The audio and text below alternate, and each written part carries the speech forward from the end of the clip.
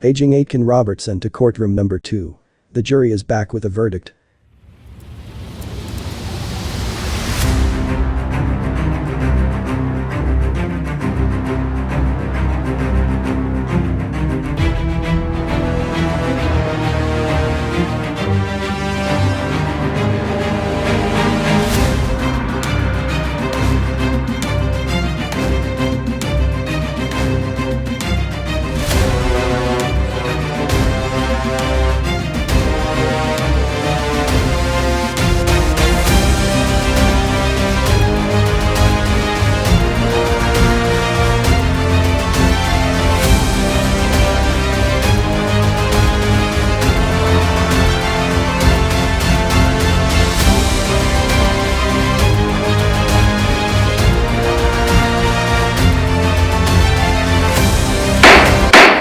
Members of the jury, how do you find the accused? Guilty or not guilty? Not guilty on all accounts, Your Honor.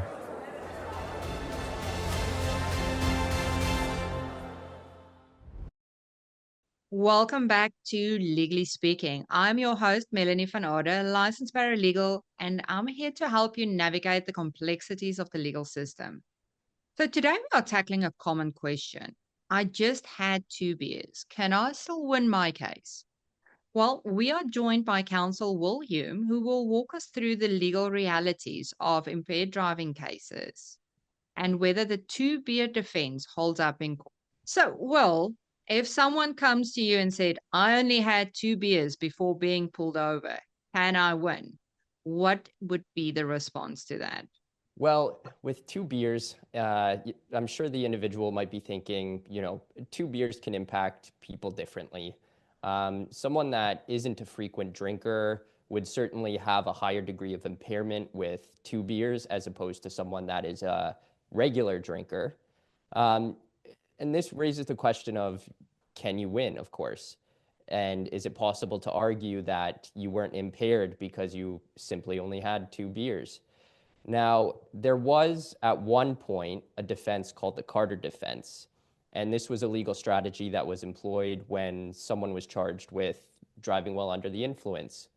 It, of course, comes from the case of R.V. Carter, and it allowed the accused to argue that even though the breathalyzer test showed that they were over the limit, their blood alcohol level at the time of driving was actually below the legal limit.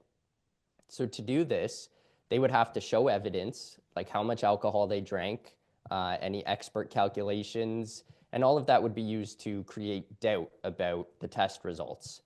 Under the Carter defense, evidence could be provided regarding the accused's drinking pattern to argue that their specific blood alcohol content was not above the legal limit at the time of driving. As with all criminal charges, the Crown is required to prove the charges beyond reasonable doubt. The Carter defense provided an opportunity to raise reasonable doubts about whether the accused had a blood alcohol content over the legal limit while operating a vehicle.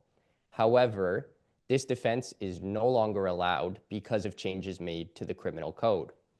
The main change in the law came with the amendments to Section 258, subsection 1 of the Criminal Code, and these amendments came through the Tackling Violent Crime Act, which took effect on July 2nd, 2008.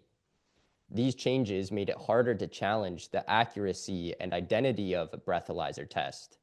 Specifically, the accused now has to provide proof that the breathalyzer was malfunctioning or used incorrectly, and that this caused the test to show a high blood alcohol concentration.